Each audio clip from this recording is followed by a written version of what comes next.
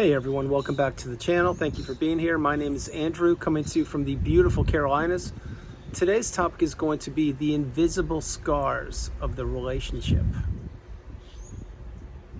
Think about that for a minute. Everyone, if you like the content, please like, subscribe, and share. So, what is a scar? A scar is something that is usually seen, it's usually visible on your body. Example, you're a kid, you go running, you trip, you brush up your knee, and a scab forms over that brush burn, and then a scar perhaps. But over time, that scar usually fades away. That is a real-life example of the human body and how a scar can affect you. The scars of the narcissistic relationship, they run very deep, and these are usually invisible scars.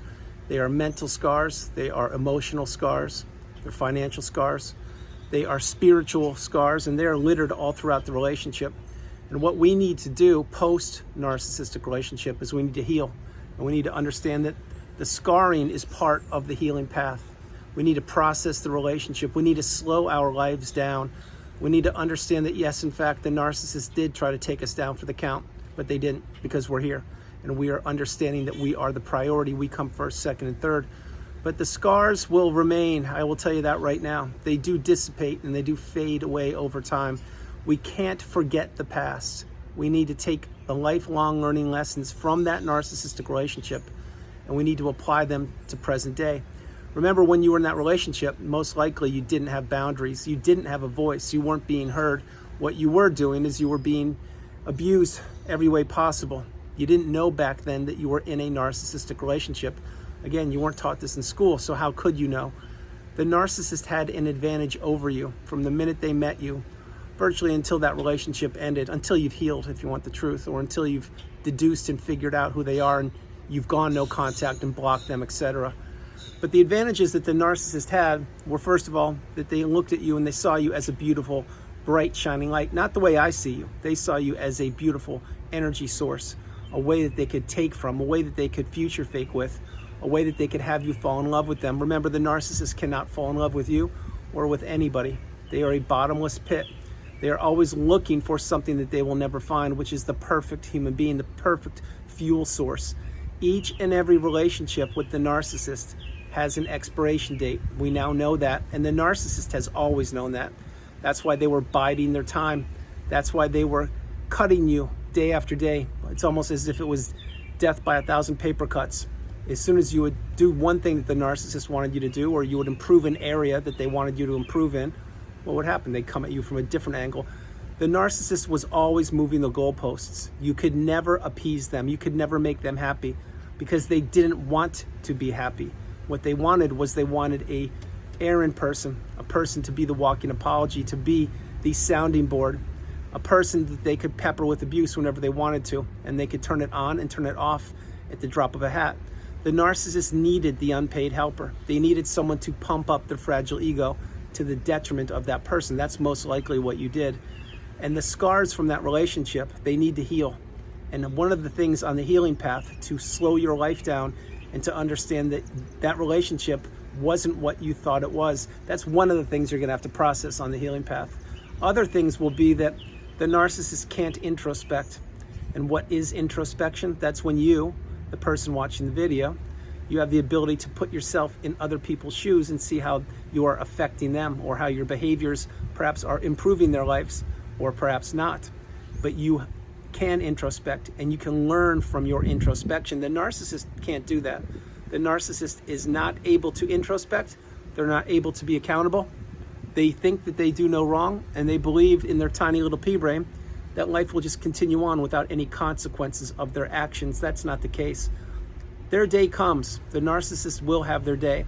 It will be at the hands of either another narcissist or somebody else who perhaps won't tolerate the poor behavior that the narcissist dished out to them.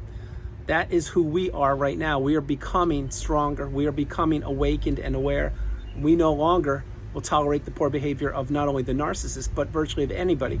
Because that relationship that you were a part of when you were in it, you were scarred so many different ways. And again, I'm not trying to trigger you or upset you. I'm simply letting you know that you can't forget the past. Think of all the times you were gaslit, or you were triangulated, or you were given the silent treatment, or you were stonewalled, or you were not listened to, or you experienced rage fits. Or think of all the times that you would text the narcissist and they would tell you that they would get back to you immediately, and they would leave you hanging for a couple hours, maybe an evening, maybe a couple days, and then they would say, oh, my battery died. Oh, I didn't have reception. Oh, my fault. I thought I hit send. Oh, I was too busy. They would do things like that, and what would you do? You would keep on making excuses for them, or you would keep on giving them a pass, thinking that things would improve, thinking that you would get back to that love bomb / euphoric stage. We now know that that was nothing but a mirage. It was smoke and mirrors. The narcissist saw in you what I see in you right now, which is beauty, it's empathy, it's kindness, it's love, it's fulfillment, it's resilience, it's courage, it's dedication and devotion. But the difference between the way I see you and the narcissist sees you is the narcissist want to take all of that from you. That's not what I want to do. I want to build you up, and I want you to heal. I want you to get across the bridge to the pinnacle of indifference, the mountaintop of indifference. I want you to heal those scars, the invisible scars that the narcissist cut. And those cuts ran very deep, because when you fall in love with somebody who, number one, doesn't have the ability to fall in love with you, but they told you that they did love you, perhaps you even had children with them, and then you realized eventually that once the wedding bells rang, that the circumstances changed on a dime. The narcissist now had you where they wanted you, and they were probably isolating you from your own family, your own support system, your own friends, your own city, town, state, country. And what did they do there? They wanted to keep you as the Barbie doll or the Ken doll, to take you down off the shelf and use you or abuse you or play with you whenever they wanted to and put you back up. You see, the attention span of the narcissist is that of a moth. It is very, very, very short. And why I say that is because the narcissist will go any which way the wind blows, whether they're married or not. They're always looking for the next new shiny object, the next new thing. They can never be satiated. What they want to do, though, is they want to keep people trapped and stuck in that low vibrational state where the narcissist exists. And they accomplish this. And that's where many of the scars are inflicted upon you. That's where most of the damage is done in these relationships, when you're in the devaluation stage and you're working for the narcissist, because you became a shell of yourself. You lost your identity. You totally became a different person. Your own family and friends don't even recognize you. And you're now doing what the narcissist wants you to do. And if you don't, there's going to be a price to pay. If you do, there's still going to be a price to pay, because the narcissist wants to control you. And they wanted to control everything about you, from the clothes you wore to the time you got home, to how you raised the kids, to the bills you paid, and to the status or stature that they wanted you to elevate them to. But each and every narcissistic relationship, it does have a conclusion, it does have an end date, and the narcissist 100% knows this. Usually these relationships end with a thud, a crash, a bang. They usually end around a pivotal period of time. Perhaps when you had a child, or there was a death in the family, or you came down with an illness, or you lost your job, or you relocated, or a birthday or holiday. That's when the narcissist really wants to twist the damage and inflict more scars on you. Now, the scars of the narcissistic relationship, they are all in your mind. They're real, but nobody can see them, because this is the kind of relationship that only people that have gone through it can speak the same language that we speak. And that is a language that you never thought you would speak. But understanding the narcissistic abusive cycle is one thing. Healing from the relationship is another. And speaking the language that we speak is a whole different thing. Most people can't wrap their heads around what the narcissistic abusive cycle is, because they didn't experience it. Or perhaps they are narcissists themselves and they're claiming that they have no idea what they're talking about, although they're the person that's administering the punishment. Now, all these things I'm sharing, watch this one. Let's say that you go to an event. It's post, right? No, it's when you're in the relationship. You go to an event and you're getting ready to go there. And on the way to the event, the narcissist threw a monkey wrench in the event and they decided to create an intentional argument. Well, you were probably driving. The narcissist was probably screaming in your ear when you were going on the freeway 100 miles an hour. And they try to disrupt your energy. So you finally get to the event after going back and forth, because now the narcissist won't take no for an answer. They need to get an emotional rise out of you. Now you're burnt out. Perhaps you're beat red and you just lost your focus on attending the event. Plus you were driving and the narcissist was yelling at you. What would the narcissist do many times? They would act like it was the best day on the planet. They would act like nothing happened in the car. They would walk 20 feet in front of you going to the event, and they would act like they're on top of the world. They would look back at you, if they ever did, and they would see you not being in a good state of mind, and they would say, yep, I did it again. I created another scar in this person, which was you. And this happened over and over and over again. And when you were at that event, the people would be looking at you like you have some problems, you have some concerns because you're rattled. You just experienced a huge rage fit. Remember, the narcissist is accustomed to dishing out rage fits. They love it. They love the negative supply that people give them when they engage with them. So the narcissist, remember, they like people vibrating low down with them. It makes them feel superior and it makes them feel powerful. That's why you don't engage with these people. That's why going no contact actually is the path. But during that event, what I was sharing with you, that was one little step on the smear campaign, whether you knew it or not. You see, when you attended that event, people were looking at you and questioning and scratching their heads like, why is he or she so, like, they don't really look too good. They look kind of disheveled. They don't look, like there's something's going on there. Well, if you just experienced the peppering of abuse in a car going 100 miles an hour for 30 minutes on your way to an event, you too would feel that way. But to the narcissist, they love this. That's why everything is not how it appears in the narcissistic relationship. But many times the light comes to fruition post-narcissistic relationship once you've healed, because you now see clearly. You now see exactly who the narcissist is. And those scars that nobody could ever see that you had, especially when you're at that barbecue as an example, because your mind wasn't present. You were trying to figure out what's going on here. Am I going to get another rage fit on the way home? Or am I going to get the silent treatment for another 4 days? I don't know what's going to happen here. Again, you weren't taught this in school, so you didn't know how to combat it. You didn't know how to defend yourself. But those scars do run deep, and they do heal over time. And they will heal the further you get away from the narcissist. Time is not the only answer. It is one of the instrumental parts of the healing path. Time and space are instrumental, but healing is the huge thing. Many people ask me during one-on-one sessions, how do I heal, Andrew? What do I do? Well, I'll tell you a few tips. One, you have to slow your life down. Two, you have to practice radical acceptance and understand that that person was not who you thought they were, and that that relationship wasn't even close to what you thought it was. And that three, the narcissist got you. Now, I'm not saying that to trigger you or upset you. I was gotten too. What I'm saying is the narcissist infiltrated your life, and they probably wore a mask to manipulate you and get close to you. And then they took everything they possibly could from you, and then most likely they probably discarded you and went on to the new supply. The fourth thing I will tell you is the narcissist can't change. You need to be real about that. They didn't love you then, they don't love you now, and they'll never love you in the future, and they won't love the new supply. The narcissist can fake empathy, they can fake love, they can fake kindness, but at the end of the day, the narcissist only cares about themselves, and they will do whatever they have to do to get that next hit off the supply pipe. They'll do whatever they have to. That is why many times people who married the narcissist believe that they just found the best thing on the planet, and that relationship is you're gonna go off into happy ever after. That's not what happens. What happens is usually the day after the wedding bells ring, or after the honeymoon is blown up, you figure out your place in that relationship, and it's not what you thought it was. It's now shifted. The dynamic is now in favor of the narcissist. I would say 99%, and you have 1%, and that will never improve on your behalf until you remove yourself, or if you are removed from the relationship.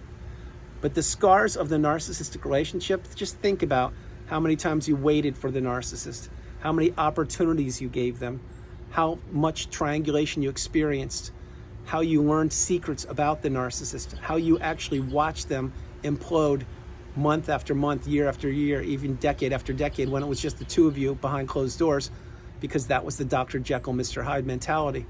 Think about all the rage fits you experienced, all the gaslighting you experienced. Think about all the missed opportunities.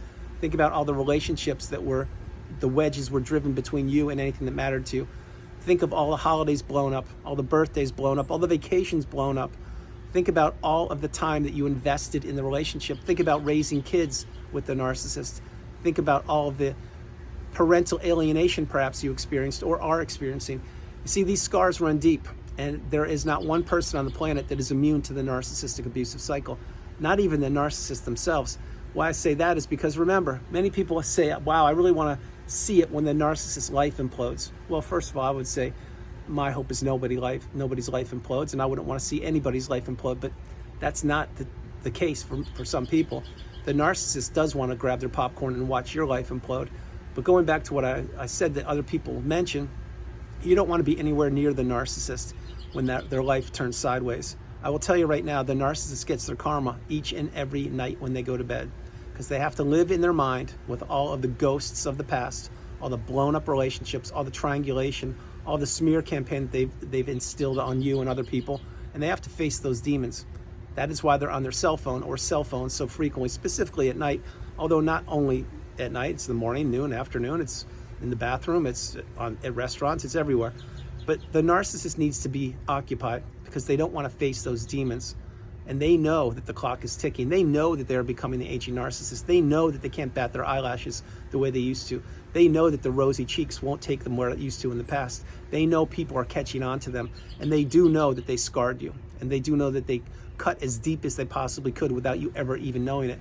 It's like I mentioned earlier in the video. It's almost as if death by 1,000 paper cuts. That's what they want to administer to you. And now they're doing it to the new supply because that's what they do. They never want to be discovered. They never want people to see behind the mask. They never want to be revealed or exposed. I am sharing with you right now that I have many scars too, and I've healed. And my hope is that you have healed too, or you're well on the healing path, headed towards the pinnacle, the mountaintop of indifference. And when you get there, the view from above is spectacular. I can assure you, it's one of the best places you'll ever land once you heal. And you will heal if you practice radical acceptance and you understand that that relationship you had to go through. You no longer stay stuck in the past. You don't predict the future. You live in the present moment, the here and the now. These are just some of the tips and some of the tools that you will have to administer to heal. And remember, the healing path is not linear. It takes time. It takes a lot of time, but in your time, you will heal. Stay with it. Continue moving forward each and every day. Let the scars heal. Let the scars teach you the lifelong learning lessons that you will never experience again. And understand that the narcissist knew what they were doing, and they know what they're doing right now. They put their clothes on the exact same way as you and I do. They breathe the same air. They have a choice each and every morning when they wake up. Do they want to stand for goodness or not goodness? 99.99% of the time, it's the latter, because the narcissist is a taker, and they're hollow, and they're shallow, and they're empty. And they want to manipulate people who don't have the wisdom, and they want to manipulate people who haven't got no contact, and they want to always be looking for that next new shiny object, which at one point was you. And it certainly was me, but remember, we aren't shiny objects. We're beautiful, bright, shining lights. And I look at you the way I look at myself, as an abundant, beautiful, empathetic, kind, loving person. The narcissist looked at you as a fuel source, an energy source, an opportunity, somebody who they could have them keep, someone who they could keep stuck and trapped down with them where they exist in the low vibrational state. And again, the narcissist succeeded at doing just that until they didn't. Every relationship with a narcissist has an expiration date. I've said it 3 times. You need to understand and get the message. So the final thing I'll say before I close the video is, if you've identified that you're in a relationship with a toxic person, narcissist or not, being in that relationship 1 minute longer than you need to is 1 minute too long. Understand the message. The path is to enter the path to abundance, to reach that pinnacle of indifference, the mountaintop of indifference, where you no longer care about the narcissist or anybody from that period of time because you've healed or you are well on the healing path. So everyone, that's the video. I hope you liked it. I loved doing it from the beautiful Carolinas. This is Andrew. Namaste. Have a great afternoon, evening, or morning, no matter where you are on the planet. You are not alone. Remember that. You are not alone. God bless you all. I love you, and I will talk to you tomorrow. Enjoy yourselves, you guys. You are amazing, and I believe in you more than you will ever know. Continue on the path. I love you. Bye.